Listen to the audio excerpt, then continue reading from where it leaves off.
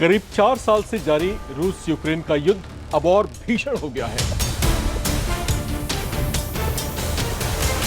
Ukraine को अमेरिकी हथियारों के समर्थन और यूरोप के बैकडोर सपोर्ट ने रूस के राष्ट्रपति पुतिन के गुस्से को उबाल दिया है। खुद को घिरता देख और बढ़ते खतरे को भांपते हुए रूस ने यूक्रेन पर हमले पहले से भी तेज कर दिए हैं। रूस ने यूक्रेन पर जोरदार हवाई हमला किया है। उसके कई प्रमुख शहरों पर भीषण बमबारी की गई है। इसी तरह के एक हमले में रूस ने यूक्रेन के एक फाइटर जेट को भी मार गिराया है।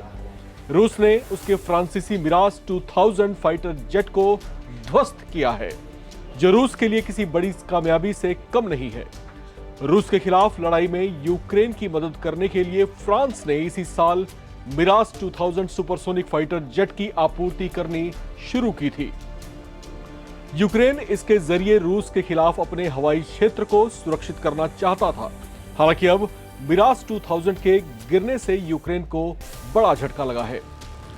इसे लेकर दूसरी ओर यूक्रेन ने यह दावा किया है कि उसका मिराज 2000 फाइटर जेट तकनीकी खराबी के चलते क्रैश हुआ है। खुद यूक्रेन के राष्ट्रपति ज़ेलेंस्की ने एक बयान जारी कर कहा कि हमने दुर्भाग्यवश अपने लड़ाकू विमान को खो दिया। यूक्रेनी सेना ने भी रूस के दावों से अलग अपने आधिकारिक बयान में बताया कि उसके सुपरसोनिक जेट में किसी तरह का फॉल्ट आ गया था, जिसकी वजह से वो तबाह हुआ और इसमें सवार पायलट समय रहते इजेक्ट होने में भी कामयाब रहा। इस युद्ध में इससे पहले यूक्रेन अमेरिका के दिए हुए 4 F-16 फाइटर जेट भी गंवा चुका है। मिराज 2000 फाइटर जेट का गिरना यूक्रेन के लिए बड़ा झटका है, जो पहले ही हथियारों की कमी से जूझ रहा है। यूक्रेन रूसी हमले से अपने हवाई क्षेत्र की रक्षा नहीं कर पा रहा। यूक्रेन के पायलट पूर्वी फ्रांस में मिराज विमानों को उड़ाना सीख रहे हैं। मिराज 2000 को अपग्रेड किया गया है ताकि वो रूसी जैमिंग सिस्टम का मुकाबला कर सके। इससे पहले एक F-16 फाइटर जेट रूसी हमले को रोकने के दौरान क्रैश किया गया था, जिसमें पायलट की मौत भी हुई थी। मिराज 2000 एक 4th generation supersonic fighter jet है, जिसे अमेरिकी F-16 के टक्कर का माना जाता है। इन हालात के बीच यूक्रेन के राष्ट्रपति ज़ेलेंस्की ने मंगलवार को रूस के राष्ट्रपति व्लादिमीर पुतिन से मिलने और यूक्रेन में युद्ध को खत्म करने के लिए बातचीत की अपनी पेशकश को दोहराया है।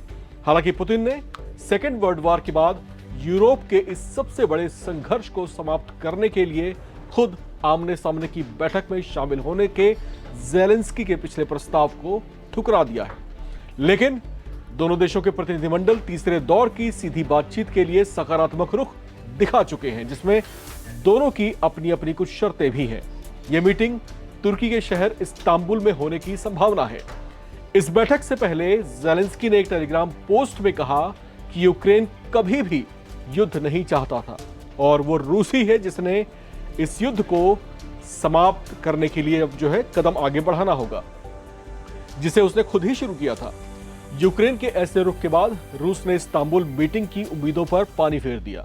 रूस के प्रवक्ता दिमित्री पेस्कोव ने इसे लेकर कहा कि हाई लेवल मीटिंग की संभावना पर डिटेल्ड डिस्कशन से पहले बहुत काम किया जाना बाकी है। लिहाजा दोनों देशों के बीच बातचीत की उम्मीदों पर पानी फिर चुका है।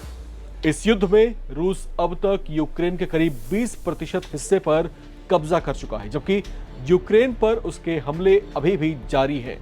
यूक्रेन के साथ समूचा यूरोपियन यूनियन खड़ा दिखाई दे रहा है। अमेरिका भी अपने डिफेंसिव वेपन्स की सप्लाई यूक्रेन को कर रहा है, उसकी ताकत को बढ़ा रहा है।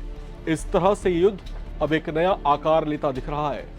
रूस इस पर पहले ही यूरोप पर धमकियां दे चुका है, जिसने युद्ध के तनाव को और ज्यादा बढ़ा दिया है। बहरहाल यहां पर जिस तरह की तनातनी बढ़ती जा रही है और जिस तरीके से रूस का रुख अब लगातार आक्रामक होता जा रहा है, उसने यूरोप की टेंशन भी बढ़ा रखी है, क्योंकि कुछ दिन पहले ही रूस ने साफ तौर से कहा था कि अगर यूरोपियन यूनियन बैकडोर सपोर्ट बंद नहीं करता तो वो यूरोप पर भी हमले करने से नहीं चूकेगा।